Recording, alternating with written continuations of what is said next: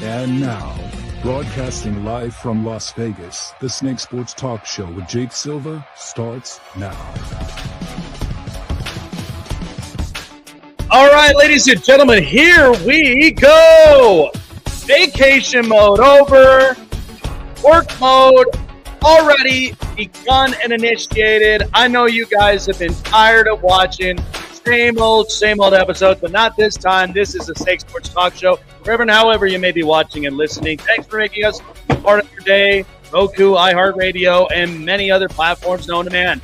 Like, subscribe, hit the bell button. Keep you up to date on future and past shows. Jace, we have a lot we talk about, and there's a bit of clarity, at least for a lot of teams after week 2.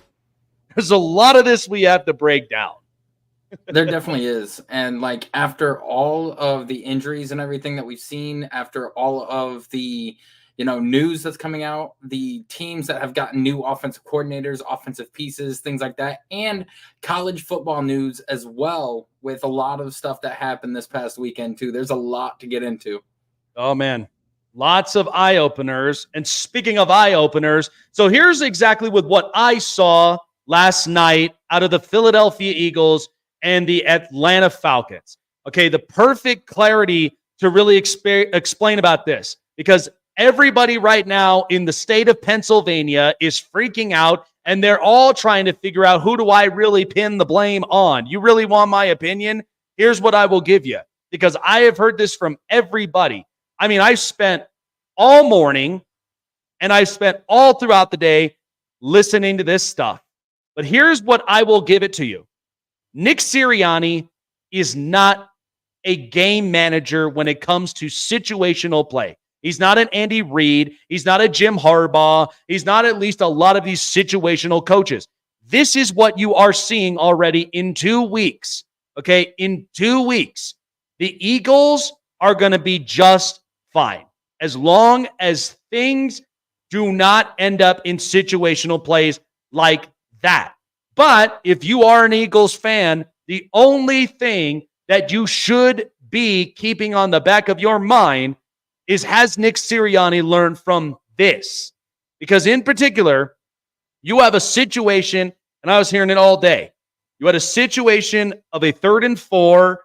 You have the Atlanta Falcons, a team that got better on defense last year and upgraded a few pieces again this year, all setting up for the run. And I know a lot of people are like, well, why didn't they want to run the ball? Of course they wanted to try other things, and they should have ran the ball, in my opinion. I think that you would have ran that clock down, not give the Atlanta Falcons a token timeout after they already had no timeouts on their side.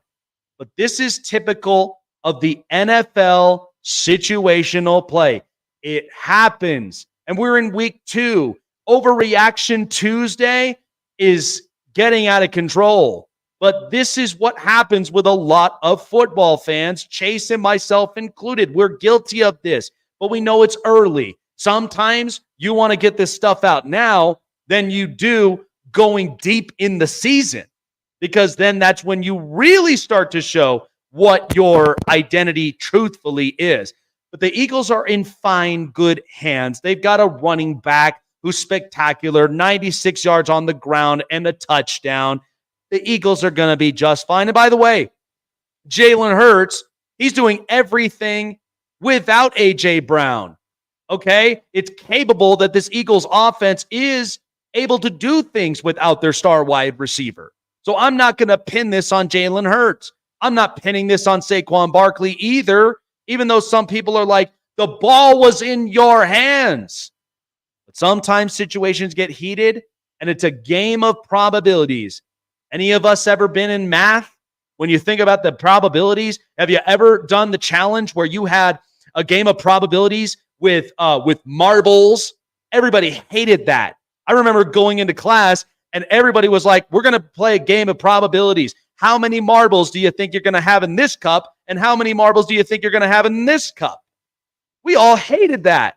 But that's the reality of the NFL. Situations don't always pan out the same exact way. But as I've said, this is why Nick Sirianni gets heavily criticized for what he does because of stuff like that. You gave the Falcons a token timeout because then it now allowed Kirk Cousins, after that field goal, plenty of time to move the football downfield, to score points, and then at the end, kept the game close to 1 point. And then what did you do? You did the opposite of what you should have done to the Falcons. You should have put the pressure on Kirk Cousins back, not on Jalen Hurts. So you lost the game to yourselves. Okay? In the end of it, Jalen Hurts is fine. Saquon Barkley's fine. You got Jahan Dotson, who comes in a situation when A.J. Brown is hurt. Get over it. It is week 2. Stop freaking out like the world's about to end. It's Overreaction Tuesday. Chase and myself, we do this kind of stuff all the time, okay? I could be comfortable with the fact that Jim Harbaugh is the coach, but that's a situational coach. Andy Reid is a situational coach. There are many of them. And here's the other thing that I kept hearing too. Well, Dan Campbell is really overly reckless. He's not Brandon Staley, okay? Staley was a guy who overly was reckless and going on 4th downs. Let's not do that to ourselves. Dan Campbell is a culture creator. Let's not do that. I will say, had it not been for Ben Johnson, this thing would have went south. Take a deep breath. The Eagles will be fine. I don't have a problem with them at all because think about it. Would you rather have lost it this way compared to what happened to the Cowboys? I would not. And that's where I'm like, this overreaction has got to stop. Eagles are fine. The Falcons are, in fact, a damn good team. Okay, let's not take that away from Kirk Cousins and Raheem Morris and that defense. They played everything situationally. But if it were me, I'm running the football. I'm taking 40 extra seconds off that time clock so Kirk Cousins doesn't have an opportunity to run downfield after I kick the field goal, and you got to play situational defense. Did you not realize that that's what Vic Fangio is known for? Situational defense. I need to stop right now. People must have forgot the memo, but relax. It's fine, guys. I don't need that bell collapsing on a Tuesday in week 2. I would rather have that thing collapsing when you're probably in like a playoff game and you get roadhoused like how the Cowboys did against the Green Bay Packers. That's what I would get pissed off at. Not on week 2. It's not how you start. It's how you initially finish.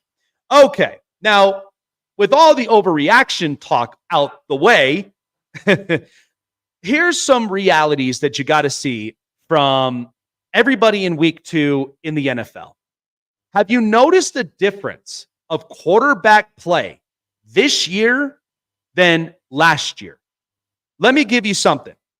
If you look at it statistically in 2 weeks for quarterbacks, passing touchdowns, passing yards, and not to mention ratings, has actually been cut in half compared to what last year gave us.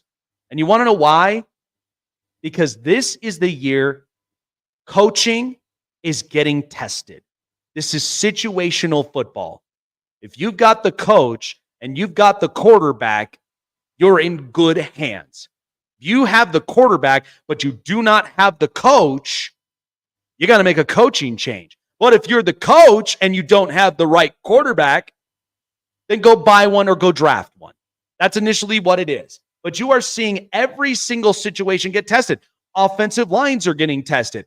Offensive coordinating calls are getting tested.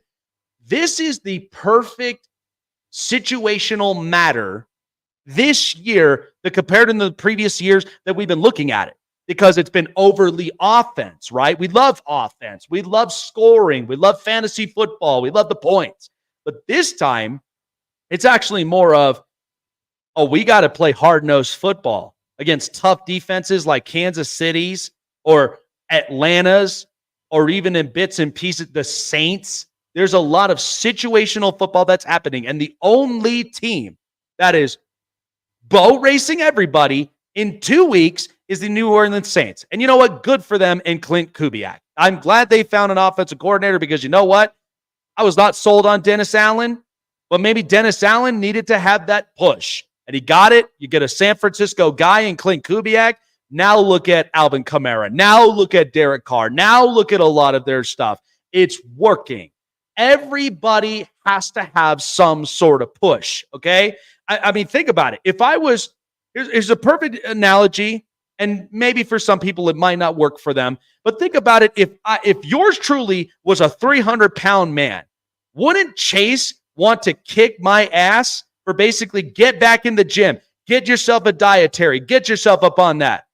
Am I going to take that and go do it and actually get better results? Or am I still going to sit there and think, oh, the situation will change? No. This is what happened with the Eagles last night. This is the same situational matter that we keep thinking about with Nick Sirianni. Something has to change at some point, but give that down the stretch. Think about it with the Giants. It's year 6 for the Giants. How many more years and how many more weeks of Daniel Jones are you going to watch? Attempt to play quarterback. It's over. 6 years. This is not working. The Giants are an absolute tire fire. I mean, think about how Chase is feeling about the Browns with this Deshaun Watson situation and with what they're doing. They are treading the waters lightly, but they kind of know that they're like, hey, we got to think about this very, very deeply and clearly about this. A lot of teams situationally, and it's surprising that it's only happening in 2 weeks. You all thought, oh, the Chargers are going to charger. Not on Jim Harbaugh, not on that defense, and not the way that Greg Roman's run game has been thriving. Boy, does J.K. Dobbins look good at 266 yards in 2 weeks. There are things that you have to change up. And ownerships take responsibility about this too. This is the push that they need because you are with what your ownership is. And so when you need a slight kick in the ass to get the team in the right spot, that's what you got to do. You got to shake things up. And listen, even if you crash and burn, don't bury your head in the sand. Keep your chin up, take it, and move forward and do something about that. Okay? I mean, hey, think about this. This is why a lot of these things were created. This is why Weight Watchers was created, because they want a better version of you. This is why we have therapists, because they want a better version of you. This is why when you move on from a toxic relationship and you're in a better situation because you deserve better. Don't you want that? And that's why everybody always likes to envision what the Chiefs are doing. They're looking at the Chargers now. They're looking at the Bills, and you all wrote off the Bills. Okay, I said I'm buying my stock. So this was the perfect 2 weeks of clarity to figure out what you are truthfully made of. And you know what? The Pittsburgh Steelers, I could tell you this, that's a BB gun offense, but man, don't they just love their defense? They absolutely love it. And the other thing is, you are throwing these rookie quarterbacks into the wolves, and this is exactly what happens. Nick Saban kind of had a point on that. If you watch that episode of Hard Knocks with the Chicago Bears, this is what he tried to tell you. Like, this is the reality of football. This is not college. This is not AAU football. This is not even the UFL. This is NFL football that stands for not for long. So change it. Change it. I don't know, Chase. Do you think I kind of hit the nail on the head on that one? Because honestly, I'm tired of the overreaction. I know it's Overreaction Tuesday, but it's just like, take a deep breath, but do something about it in the next couple of weeks ahead. I mean, there's a lot to, breakdown of what you just said. Like, I think that Sirianni is, first of all, Sirianni is the person to blame with that, because if you run the ball with Saquon, they've had a hard time stopping him all night long.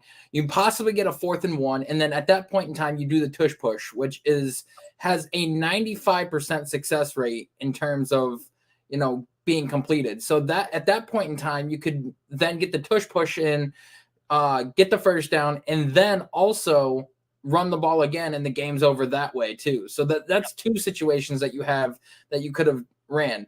And I saw a statistic today where Jalen Hurts and the Eagles are 2-9 out of their last 11 games, including games dating back to last year, because they started off 9-0 and then lost their last like 6 or 7 games. And it was insane to see that, but they still made the playoffs. And then, people on the Saints, I think that this is a time where you're right, coaching and quarterback matter, but like the defenses are starting to step up in the NFL. And when you see the coaches that can scheme correctly against these offenses with their defenses, night and day difference. Because going back to what the Browns did, like back when they had Joe Woods and Kevin Stefanski's first 2 to 3 years as the head coach. And now you're looking at last year and this year. Last year had the number 1 defense because he fires Joe Woods, bring in Jim Schwartz, a guy who's been known to have, top 10 defenses wherever he's gone. And the fact that he was able to turn us from the 31st ranked defense into the first in just one season goes to show you the difference. Same thing with the Seahawks, hiring Mike McDonald, a defensive coach, Jesse Minter, a great defensive coordinator coming in, Dennis Allen, great defensive coach and coordinator and everything, terrible head coach. But look what happens when you get him an offense and everything. Then you've got something that's going on.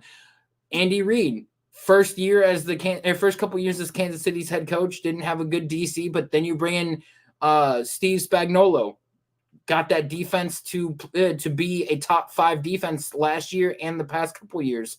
So we are looking at the head coaches having a big key crucial piece in the offensive play callers. But I think with a lot of these defensive coordinators and defensive coaches stepping up, you are starting to see a decline in the offense. And yes, it's week 2. We're going to start seeing the offenses take off and everything, but it's nowhere near what it was last year at this point in time. Like last year, I think we had at least a total of probably 20 touchdowns or more between the first 2 weeks. And now we have like half that. Yep. And think about it, because listen, I'm 29 years old. Okay. And mostly because we know that, I hear it from all different generations. They tend to believe that millennials definitely overreact, and you know what they do. But here's the thing, though. As an outlier in this kind of generation, you have to take a step back in some of these situations. There's a thing, like, look, there's a certain thing known as there's action and then there's a reaction. Okay? Depending on how you take certain situations. The action from most of this is you go fix the problem. I mean, that's initially what the Chargers did. They finally get a culture setter, because this is what they needed. Because the second you left Los Angeles to go, or the second you lost San Diego to go to Los Angeles, you never built the culture that strong. They felt lost. Now you have arguably one of the best culture setters in Jim Harbaugh, who knows exactly what to do, and his presence is already felt. Think about it this way. I'm going to be talking about them right after this break. The Miami Dolphins, we know with what Brian Flores was, okay? And then you bring in a Mike McDaniel because you want the best for Tua. Now, I think the defense kind of got roughed up this past week against the Bills, but you know what? They did keep the Jags on their toes. So I'm not going to give up on Anthony Weaver yet. I'm going to let this thing ride out, and hopefully he gets the best out of the defense. But sometimes this does happen with a lot of teams. But this is precisely with what we talked about when it came to certain situations, and you are with what your ownership is and how the franchise works. That's why why Dave Tepper is one of the worst in the league.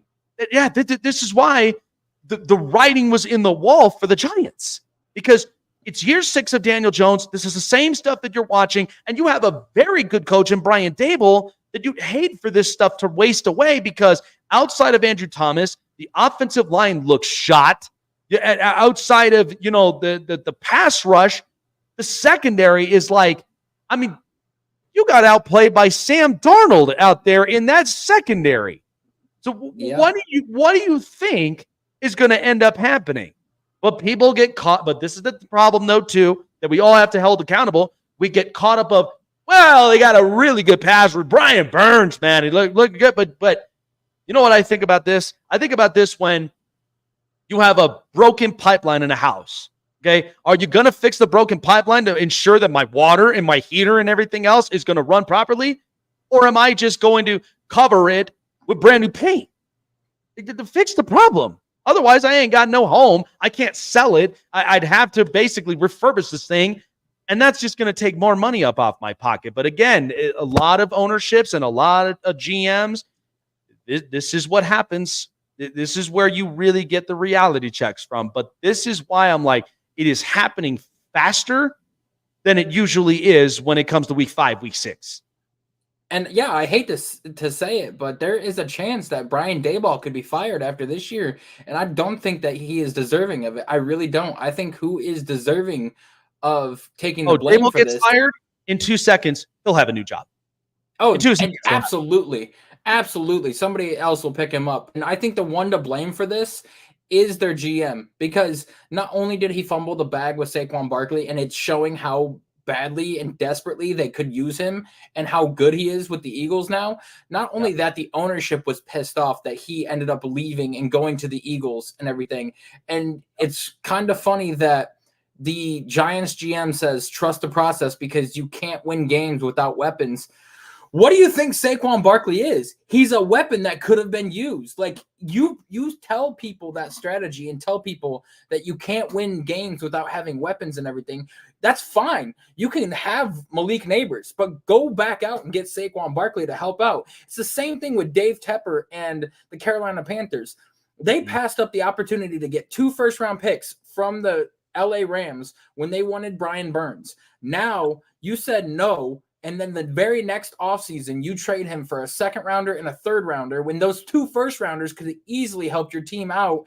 And you could have upgraded the offensive line. You could have upgraded the defense, and you could have gotten a lot better. But the ownership in Carolina is too impatient because he's a businessman and wants to see results right away rather than taking time with this, which is why they benched Bryce Young, because he wants to see the results and he's not getting it. And he's losing out on money because nobody is coming to those games. And you have to think, it's only doing a favor for some of the teams on the outside that could potentially need a quarterback. So again, a lot of this stuff is getting exposed, but this is why that I'm like telling everybody right now, it's faster than you think, but take a deep breath on it. Some of it, like, here's the thing. There are 0-2 teams that deserve to be 0-2. There are 0-2 teams that may not be 0-2 for very long. There's a different margin gap there, because we may see, like, here's the thing. Pittsburgh's 2-0. You think I'm trusting them as 2-0 with how BB gun that offense is? Like, that's the part where I'm like, when they play better defense, it's going to be exposed.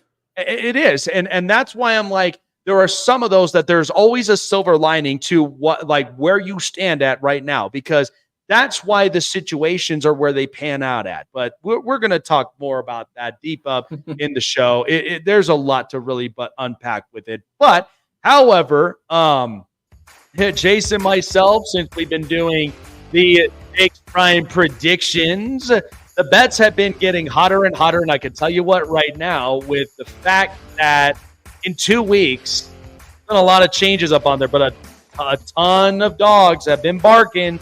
And so it's been kind of changing up a little bit. But we're all here with you during this season with BetUS. BetUS has been doing this for over 30 years. And for football fans like Chase, myself, and for all of you want to get closer up into the action, BetUS, best sporting book right now in the country.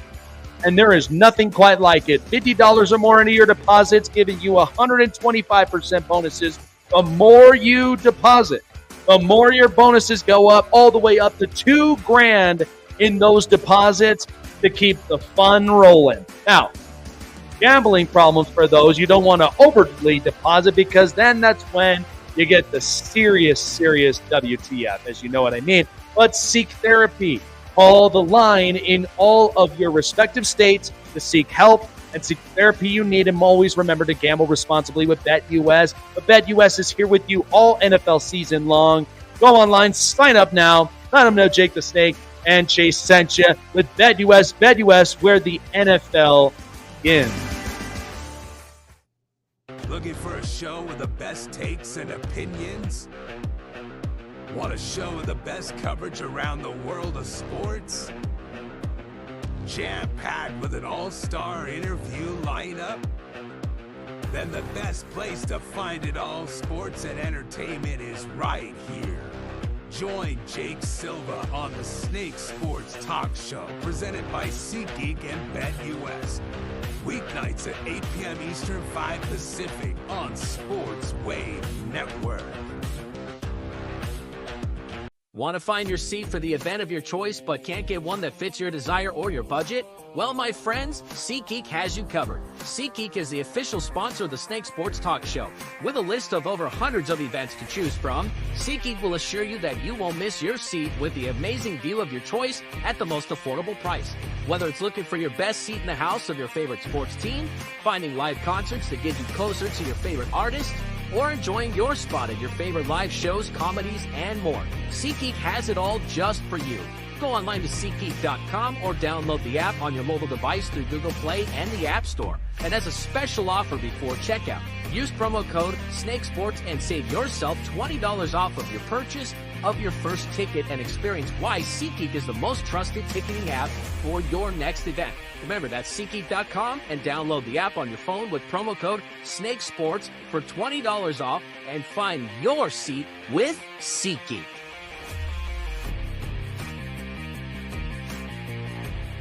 Check out the Con Man live on the Sports Corner, coming to a screen near you, giving you the greatest stories from basketball legends you've never seen before.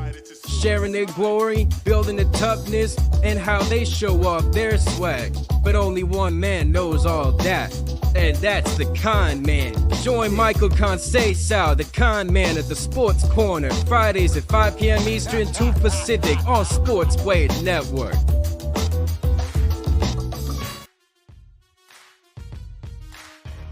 Oh, yeah. We are getting real with it. Chase and I back on it post-vacation. I am done with vacation mode. It's time to be back up in work mode. And, boy, we are biting into everything that we need with the NFL in the past 2 weeks. So here's the thing that I will tell you. And I wanted to kind of bring this up with some of these young quarterbacks, because as of right now, first of all, I watched Sunday night, and I felt like that was a classic kind of throwdown from both Houston and Chicago. Okay, I have never questioned about Chicago's defense. Why? Because that is what their organization, their culture has always been set at. It's basically the NFC version of the Pittsburgh Steelers. They both are proud organizations who lean on defense, but only outlier for the Steelers, they were able to get quarterback right. As of right now, like, I'm watching this BB gun offense of the Pittsburgh Steelers only putting up 18 points against Atlanta and 13 against Denver in that massive flag fest that they were in out here in Denver, where I live. And so when I think about some of these young quarterbacks, especially with Chicago, Caleb Williams, everybody goes through this. It's a welcome to the NFL moment. If you watch Caleb Williams in 2 years at USC with Lincoln Riley, you guys all know this, that he is the type of quarterback that almost has the tendency to have to lean into the spectacular. Not in this league, okay? Patrick Mahomes was somebody like that at his time at Texas Tech. But you know what changed? Andy Reid, an offensive line, Travis Kelce, a defense. Andy Reid showed exactly with what you are meant to do with a lot of these young rookie quarterbacks is if you already had a quarterback in place like an Alex Smith, you could ride with him as long as you could, and then kind of see what you got afterward in the last 2 games of the season after you just punched your ticket into the playoffs. You could do that. And everybody knew, okay, there's something there with Patrick Mahomes. And the rest is history.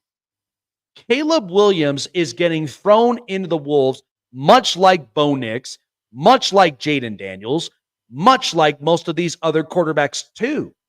All except for J.J. McCarthy, who got injured and is done for the season, and Michael Penix, because he just watched what Kirk Cousins did.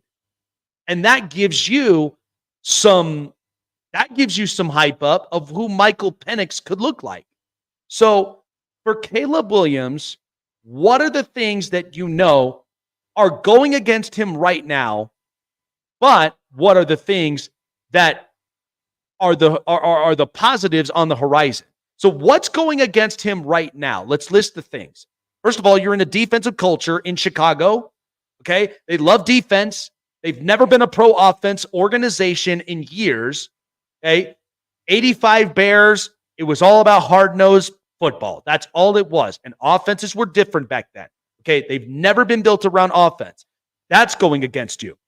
Number 2, quarterback purgatory, because if you think about it, post Justin Fields is the last one, but think about the quarterbacks way before him. I mean, Rex Grossman, sure, he got to the Super Bowl in Super Bowl 41. Good. It was a great defense. They had some players, but it was not the same at the end of it. You had Caleb Haney. You had Kyle Orton. You had Mitch Trubisky. You had Cade McNown. There were so many different quarterbacks who have come in and out. And hell, even Jim Harbaugh in this organization will know how hard it is to lift an organization that is quarterback purgatory. That's the second thing going against him. Number 3, look at some of the pieces that he has right now. Okay, Keenan Allen clearly is getting older and he's getting hurt. Okay, you bring in Rome Odunze, he is a rookie, but I feel like you could get a little bit more. And then you have DJ Moore.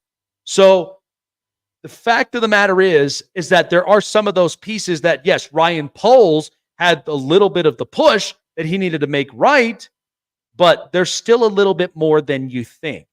So, because look at that. That offensive line is atrocious this year than what I saw last year. And I thought going into this, Caleb Williams would have much better time in the pocket, would distribute the football a lot better with an offensive coordinator like Shane Waldron. But I'm getting the complete opposite. Caleb is now running for his life now, and he's getting his ass handed to, especially against the Texans defense, where if you saw a lot of their pass rushers and their linebackers, boy, were they hitting them up. And not to mention the week before when you had the Tennessee Titans. Let's not dismiss the fact that sometimes on any given Sunday with the Tennessee Titans, that defense can play. That defense can play. Okay? That's another thing that's going against Caleb Williams. The other thing that's going against Caleb Williams, what is your head coaching like? I like Matt Eberflus as a defensive-minded coach. Okay? That has never been Chicago's problem. But initially, when you don't work the offensive line, when you don't at least give Caleb Williams a little bit more time in the pocket to throw, you're questioned. Okay? And not to mention, situational plays matter. Okay, that game in Houston, with as many times as that defense was holding on to Houston several times, and boy, CJ Stroud, he was getting pretty roughed up. Okay, there was a point, and a lot of these teams in the league, they can be beatable if you figure it out, right? That is the other thing going against Caleb Williams. So that's 4 things that's going against Caleb Williams. That's why when he got drafted and if this didn't work well, I'm not blaming this on Caleb Williams because he was the number 1 overall pick. I'm blaming it the fact that your offensive line looked atrocious. Outside of Rome Odunze and DJ Moore, Keenan Allen is old, and he's not the same Keenan Allen as he once was with the Chargers. And I think he's regretting missing out on the opportunity that he has with Jim Harbaugh, if you really think about it. And not to mention, it's been quarterback purgatory. Do you know how hard that is to teach brand new stuff to an organization that has always been clinged to defense? That's extremely hard. But what are the things that are bright on the horizon? Number 1 is you have a young quarterback that you know has an arm. Okay, you have a young quarterback that, unlike Justin Fields, who was feeling what this feels like is being in quarterback purgatory. He can be accurate. He can do the stuff, but it's only going to take a matter of time until he adapts to the speed of the NFL. That's the best thing that can go for Caleb Williams. Number two, if this head coach is not the right one, right? Hypothetically speaking, you'll have another head coach and maybe an offensive-minded coach that could pivot this thing in the positive direction. I don't have to worry about defense because that defense is pretty much set. But I would like to work a little bit more up on offense. Seriously, because when have they ever worked up on offense? You go and get an offensive-minded coach who's creative. I mean, look at the New Orleans Saints with Kubiak. They have a defensive-minded coach, but they are hitting the home run on the offensive coordinator right now. And that's why the Saints are playing the way that they are. Could you imagine that if that happened in Chicago? That's another thing that can go right for Caleb Williams.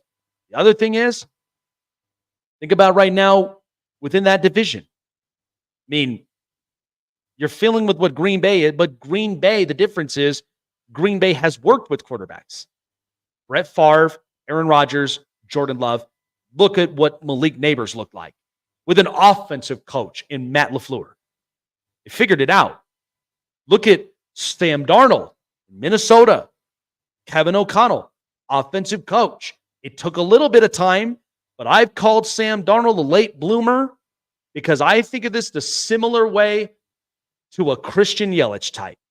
You saw what Yelich was in Miami with that tire fire, and you saw with how he was when he first came into Milwaukee. And once he got on the roll, boy, did we love Christian Yelich. Boy, do we like this version of Sam Darnold, don't we? That's what happens when you get an offensive coach, okay? And the Detroit Lions, I mean, they figured out a lot of their offensive stuff. Those are the things that you could be happy about in Chicago moving forward. As of right now, welcome to the NFL, Caleb Williams. Don't bury your head in the sand. Things are going to change up differently. You got a new coordinator in Shane Waldron, but let's just hope that they'll figure this thing out. Caleb will not have to lean into the spectacular. Caleb could adapt to this kind of NFL play at some point down the stretch. Chase with the news. This is the hot press. I mean, that's the thing. You gotta, listen, I'm a man of optimism, and this is what you kind of have to be. Don't bury your head in what's currently happening right now. Think about what the future may look like when you get that opportunity. Because here's the thing. We're seeing this clarity now, and like we talked about with the pivotal movements, will they be able to fix that? Or is this going to be the same old, and then Caleb Williams is just going to basically be feeling quarterback purgatory that Chicago has been living in since the 1950s? Yeah. You know what I mean? Like that's the kind of thing you got to think about. You got to be optimistic about stuff like this. It's very difficult to think about just because, like, you know, you look at Ryan Poles, and yeah, they only had 4 picks in this past draft and everything, but, like, you know, you have not spent any real money in the offseason on offensive line. You spent all your money on the defense, all of your money on the defense to get people in here. Ended up paying Montez Sweat, ended up paying Terrell Edmonds, ended up paying, like, Jalen Johnson and everything. And I think that that's good and all. And, like, Matt Eberflus is showing to be a good defensive play caller and everything. And, yeah, getting Shane Waldron might be a good plan because, like, you know, he did good with Geno Smith last year in Seattle. But I think that you look at specific defensive head coaches that are doing well with great offensive minds, like Bobby Slowick in Houston. Because with the way Bobby Slowick is in Houston, and you got DeMeco Ryans as a head coach there. You got Dennis Allen bringing in Clint Kubiak. You know, used to have Pete Carmichael, terrible. And now he's got Clint Kubiak coming from the Kyle Shanahan coaching tree. You got all of these other defensive head coaches getting Raheem Morris with Zach Robinson as the play callers and everything. So, like, you see all of these defensive head coaches that are starting to, you know, see success with that. But I'm thinking that if Chicago goes like 8-9 or 7-10 this year, Matt Eberflus should be fired. And I think that a guy like Bobby Slowick would help turn Caleb into a superstar. Or you make it Ben Johnson or either one of those guys. If he goes into a division rival, I mean, I don't know if he will, but money talks. Here is a wild card, dark horse option that you could do. You could go out there and you could pay all the money in the world and get Lincoln Riley away from USC and bring him in to coach the Chicago Bears. Because one of the big flaws that he was not always good at recruiting defense in college, but he was damn good at recruiting offense and running an offense. And with him being an offensive play caller and everything, you don't have to worry about getting defensive talent in there because that's the GM's job. You don't have to worry about building that because that's what your DC is for. You can solely come in there with the chemistry that you have with Caleb, and you can get that job done. Yeah, that's right. Here's another thing, though, too, which is interesting to think about is, and I know that they're cleaning some things up, but I looked at the Raiders in 2 weeks, right? And think about this. Gardner Minshew had over 250 passing yards against that Charger defense that only held them to 10. So in a situation like that, there's going to be things that are slow cooked build. That's why I think, I could be okay that if I'm the Raiders, and depending on how, look, Denver, with throwing Bo Nix right now in the middle of the Wolves, could be a positive thing for the Raiders because the Raiders could look like, okay, we are clearly not what that is right there. This is why that we signed a Gardner Minshew. And think about this. The Raiders could look at a quarterback and could feel good. They could feel great about what their situation is because I have a defensive-minded, like a former player as a head coach who understands what the clarity and what the playable situation is in the league. And when the quarterback comes, and I've already got this kind of stuff set, and think about it, Luke Getsy is a dual tight end set, and Mike, boy, look at how many times they were playing Brock Bowers on the outside, and he looks great. That's why I'm like, Michael Mayer is non-existent too. Yeah, and I'm like, I could feel good about that if I am the Raiders in this kind of situation. So they could potentially be that kind of outlier. But as far as like with some of these teams like we listed, this is why that their situations look as good as it is compared to some of them that it looks a little shaky, but is it going to be shaky like that all season long? Because then that's when you really have to make the change up on it. I mean, you have offensive coaches that are dealing with this kind of sloppiness, but that's because of their organization, i.e. the Giants. They're dealing with this kind of sloppiness. The Jets, I mean, they have the 19th ranked offense in 2 weeks. That just tells me that, like, when you are going 4 yards, punt, 6 yards, punt, 4 yards, punt, what is Nate Hackett doing? That's initially with where a lot of those teams, and that's why I give credit to Dennis Allen for that. The fact that you get a Clint Kubiak as an offensive coordinator because people were going to potentially be coming for your head, losing, like winning 35% of those games, and then now all of a sudden you turn around and you look like a genius. So, but there are organizations that look like this. So it's a pretty good plot twist in 2 weeks in the NFL. Yeah, it definitely is, and like you're definitely seeing it. And I think like a team like the Commanders, where they had the chance to get all of the offensive line help that they needed because Jaden Daniels definitely needs it, and you're seeing it there. It's crazy. But let's get into some news. I stalled long enough. So some news to start with is that the Chiefs had signed Kareem Hunt to their practice squad, hoping to get him caught up with the offensive playbook and potentially in a game as early as next week.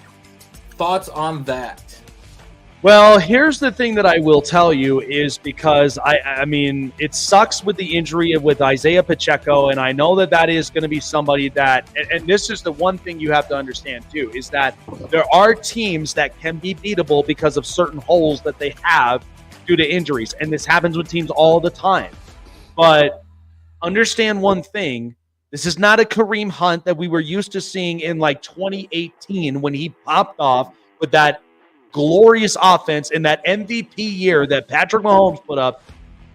this is initially a guy that's going to come in to fill into a role, and I don't even know what that run game is going to look like outside of Pacheco. And mind you, Andy Reid, as clever as he is, he may come up with something that may end up helping and working with them. But here's the other thing to note about this too. Patrick Mahomes in 2 weeks has not looked that good. People didn't even see that. He nearly had 2 picks against the Ravens in that opening Thursday night. And then 290 though. Yeah, it did. And the other thing is, look at that game against Cincinnati. If I'm Cincinnati, I'm not putting my head in the sand because you just gave them a bang for their buck. But the problem of it is that there was a situation that went wrong. But I'm not going to hang my head on the fact that you nearly beat Patrick Mahomes and the Chiefs in that game. That is like, there are 1-1 teams too that are like this, that you could look at a positive clarity. So I don't know. I mean, I feel like we saw last year with how the Chiefs were and how they were slow. They could not get anything right until by the time we got into the playoffs. So this is right now, they're getting some stuff out. And I think at the end of it, the Chiefs just know how to win those situational games no matter what the situation is. But I just don't think we're going to see that kind of Kareem Hunt from like 2018. So that's in the past. I think he's going to come in, play a running back role, and then we'll see where it goes from there. I mean, if they get a run game, that's just only saving them more sweat on that offense. It just depends on what Kareem Hunt we can get. I mean, we could also get the 2022 Kareem Hunt where he had like 820 rushing yards and like 450 passing or receiving yards with the Cleveland Browns. So we don't really know. We're going to have to wait and see. On another thing, we have been talking about teams needing weapons for so long and teams needing wide receivers and how they are slim pickings in the NFL. Yep. And there are still quite a few good free agent weapons available that I'm surprised that nobody has looked at. But the Rams and the Steelers have called up Hunter Renfrow in for a workout. And I'm surprised that him and Michael Thomas are still available. Yep. Well, I mean, here's the thing, though. Michael Thomas, with injury histories and the amount of times he's been available, that might be kind of a shaky gamble. Now, I like the Hunter Renfrow idea because Renfrow, what most people don't realize is Renfrow is really not that bad. I think about this like with what I saw last night out of Jahan Dotson. Now, I know he did not have enough of those receptions or targets, but here's the deal. He's plugging in to a potential receiving core that could give him at least a little bit of that boost. So I could be okay with that, getting an extra weapon when it comes to those types of injuries. Like, I'll feel more better with Hunter Renfrow before I feel better about Michael Thomas, in my opinion, because I look at availability, I look at injury history, I look at, what's he basically like, what he could look like with this kind of offense. I think this would be interesting to watch him play in this kind of offense. I really do. Yeah, and pairing him with Sean McVay and the way that that offense is and the way that Stafford plays and likes to go to a slot receiver, not to mention when Puka comes back and then Cooper comes back, you'll have a triple threat there at the wide receiver option, and when Tyler Higbee comes off the IR as well, not to mention throwing him in there, and with Kyren Williams, like, if you add Hunter Renfrow into that offense, you could be looking at some dangerous offensive play there. And, that's right. The Rams were my sleeper pick to win that division this year, but with the injuries that they sustained, might have to pull back on that one for a little bit. But let's get into the biggest news of all, that if everybody has been living under a rock the past couple weeks and everything, we have Tua Tagovailoa, who is in the concussion protocol and has said that he is expected to be on IR and miss the next 4 weeks due to the concussions. It has already come out and stated that he is not going to retire. And even when all of these NFL experts, all of these people that have gotten concussions, and all of these doctors are saying that it's probably best for him to hang it up he is choosing not to. And to me, I think that is a bad call. We've seen guys early in their career sustain a lot of injuries, like Andrew Luck, and retire early. We saw Luke Kuechly, one of the best linebackers that we've seen in our generation, ended up retiring at the age of 27 or 28, just because he sustained 4 concussions and was just like, I hate to go, but I got to think about my health long term. Well, that's the thing is like, and you got to realize is that, I mean, regardless of what call that is, good or bad, it's very difficult because with athletes, and I could attest to a bit of this, because I had a situation like back when I was playing both football and baseball in high school, right? I would have had the opportunity, okay, I would have, because there were 6 players on that JV football team that literally got hurt. I could have had an opportunity to have a role as a wide receiver, but I chose not to take that. I chose to hang it because I started to think about, well, what was most important of it? Do I go play football knowing of the fact of like, what if I sustained an injury of some kind and then I can't play baseball that season? Like I have a lower leg injury. And sometimes it's very hard to really kind of think about that when it comes to the futures if you are an athlete. It's hard to pull athletes away from that because there is a sense of pride. There is a sense of, well, my job's not done yet. It's very hard for someone like that. I mean, I think about this. Businesses, when it comes to supervisors who have been doing this for over 50 plus years, very hard to pull them away because this is what they've known. But unless you are the kind that you are optimistic and you're thinking about the future ahead, and that's where you really have to kind of consider that. I mean, listen, I love Tua as a person, you know, and let's say he takes the 4 weeks off. Okay, let's think about that. If he takes the 4 weeks off, and let's say he does something a little bit differently while he's in concussion protocol and he's in recovery mode, and let's say he comes out and he's playing in a version that I'm happy to see. Some of that could be a bit of like that step back moment for a player. Figure out what the things that he's got to do right. Because, I mean, look at it this way. You notice how you watch Jaden Daniels and how he ran out of the pocket and he's sliding because he knows guys are going to want to go up, head up. There may be a part of that I think Tua might end up changing up. But if this does happen again, I mean, let's face it, throw the white towel up for the sake of your life. Because Alex Smith almost lost his life with that leg. I mean, it was a great story nonetheless, but when you were in that moment, in the same timeline and in the same situation, and one that could have taken your life away, it's a hard 18 surgeries. Yeah, 18 surgery. It's a very hard gamble for an athlete, but there are athletes that do that.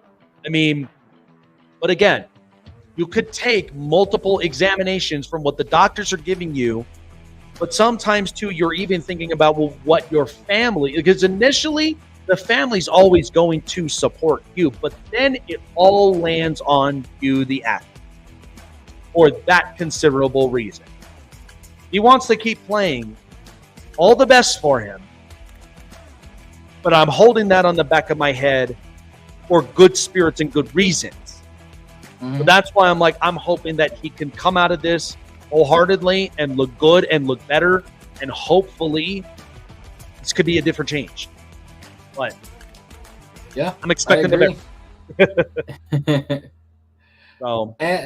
So I just thought of one more thing. I feel like it's kind of important to talk about. So we have gotten news that Deshaun Watson is facing one more lawsuit that had just recently come out about his whole situation. And it has been said that during the offseason, they removed, or like right before the season started, they removed his QB clause that would protect him from any further lawsuits that come out against him. barring any suspensions. So now, in the words of his contract, if he gets suspended by the NFL in the next couple weeks, because we play the Raiders week 4, which is when he is scheduled to, or the lawyer is scheduled to meet with the NFL and the person that initially handed down the suspension, like the lawyer that initially handed down the suspension for Deshaun Watson for the first investigation. And the lawyer representing the one of the women says that he's got proof of the assault and sexual misconduct and everything. We could be seeing another suspension. And if that is a possibility, we could see Deshaun Watson's contract be null and void for the final 2 years. What do you think about that? You know who's smiling right now at this whole thing? Baker Mayfield. Because here's the thing. Oh my gosh, that thing irritates me so badly because as a Browns fan, like, I know what he was capable of and what he was doing, but like, he's come out publicly on a video conference with, you know, several sports outlets and journalists and everything, saying that had he been in Cleveland, we would have saw the Baker of old, where, you know, he was a borderline top 10 quarterback, not quite getting over that hump, not playing to, you know, the full capability that he was, that, you know, everybody thought he was. I was the guy that was backing him for years, making videos about it, saying that he's our guy, he's our franchise quarterback, he's the guy to take us to a Super Bowl and everything. Yeah. And he even said in that interview that had he not gone away from Cleveland, he probably wouldn't be what he is today. And going to these other teams has humbled him and made him play a lot better. Well, let me ask you this. As far as one-to-one, like one-on-one, would I have expected any different from Jimmy Haslam? Would I? Knowing, and I say that because of knowing the growing history, okay? Like, look, I could be honest. I could be brutally honest about the Chicago Bears being a quarterback purgatory. I could be honest about the Giants with saying that this is year 6 of Daniel Jones. But this has been a desperation train that the Haslams have been running on forever. And Since this is part of when they bought the team. And this is the problem that I've had. This is why, listen, you could say what you want. Like, we know how bad Dave Tepper is as an owner. Okay, we know about that. And nothing is going to compare to Dan Snyder of what he's done in Washington. Yeah. But every owner that I've known, from as far as what reports and surveys, nobody has this much of resentment against an owner. Like, honestly, the kind of resentment towards an owner that Jimmy has. No, none of these owners like the Haslam because of like just this kind of desperation train that they've been on with these quarterbacks and the way that the business has been done. Well, when you get a quarterback the caliber of Deshaun Watson, like everybody, including myself, including other executives, coaches, whatever it may be, nobody expected him to be this bad. The reason why they moved on from Baker is they thought that they were going to get a Deshaun that was the top 5 quarterback caliber that they had, and thought that this would be the next push that we need to carry us into a Super Bowl category of a team. Because the way that I looked at Baker is he reminded me of Alex Smith. He reminded me of a guy that would take you to the playoffs, win a couple games, but not get you to the Super Bowl. What we looked at with Deshaun Watson is we looked at Deshaun Watson being our Patrick Mahomes, being Alex Smith, Baker Mayfield, Deshaun Watson, Patrick Mahomes, and a guy that could carry us over the hump and be the. Now, so far, 3 years in, has not panned out. That's the gamble that you take. But what I hate the most is the fully guaranteed contract. And Andrew Berry is not to blame for that. I know people are blaming Andrew Berry for that. It is not his fault. It is Jimmy Haslam's fault. Yeah. No, 100%. Well, I don't know, man. I'm just waiting to kind of see how this goes. But yeah, me too. All right. Well, he played well this past week. We'll see what the next couple weeks have. So, yeah. All right. Well, Chase with the news. This is the Hot Press. Well, I really would hate to cut this very short and all the rest of it because of other things. And, I mean, I've got a busy night. I mean, the fact of I get it. right after this, I'm debuting of the AFC West round table, which is going to be a lot of fun. So I'm getting up in there. Oh, yeah, man. This is a great, grand opportunity representing the Los Angeles Chargers strong. And then, of course, I've also been asked to be up on an interview recapping week 2 and week 3 bets. So check that out. It's all on social medias, on my stories. If you guys want to tune on in, look for exactly that, because it's going to be a lot of fun. I can't wait for it. It's a new opportunity as well. So, and I like it sometimes. I like coming on for other people's shows, other people's podcasts, and just kind of giving my 2 cents on a lot of this other stuff. But any final thoughts, man? I mean, I think we kind of got a lot of stuff up in week 2, so I'm excited for prime predictions tomorrow, week 3. No, man, I don't really have anything else. We got to play who, what, when, where, why tomorrow as well, so that way we can get that out of the way and everything, because with the impact that we've had for the first 2 weeks of the NFL season, I know that we got to get back into that, so that way I got questions for you lined up, and we'll see how well you can answer them being on the spot and everything. So, yeah, it's going to be a lot of fun, man. I'm excited, and this is the thing, though, is like we're going to week 3. It's only going to get even more interesting at the end of the day. So, absolutely. All righty, folks. Well, that's going to do it here for Chase and myself here up and on the show. Boy, did we have to relax a lot of minds today, but at least we got the brutally honest parts out of the way. So we could still be excited that the NFL season is obviously here in 2 weeks. Yep. So we're going to be breaking it down tomorrow. Week 3 prime predictions. I'm trying to get on one. Okay, I'm 7-9 week 1, 8-8 this week. Week 3 12-4 this week. Yeah. This week is the week to really start to get on one. So excited about it. But prime predictions have been a lot of fun. Show is sponsored by BetUS, as you know. $50 or more into your deposit and matching it up to 125% bonuses when you continue to deposit, getting you matched up to $2,000. Every time you end up depositing. So more of the fun, more of the action during the NFL season, and they take care of you very, very well with managers that are there to give you the best expertises and the best bang for your buck when it comes to getting on the edge of the game when you bet with BetUS, where the NFL season begins, and with SeatGeek. Because I'm waiting on punching my ticket for week 6 here in Denver in Mile High, so I don't want to miss my best seat in the house when I use SeatGeek, most trustworthy app in the country.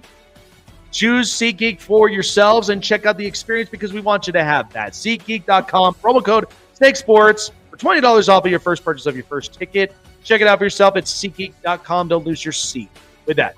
With Chase and myself, we are up and out of here, and we'll see y'all tomorrow.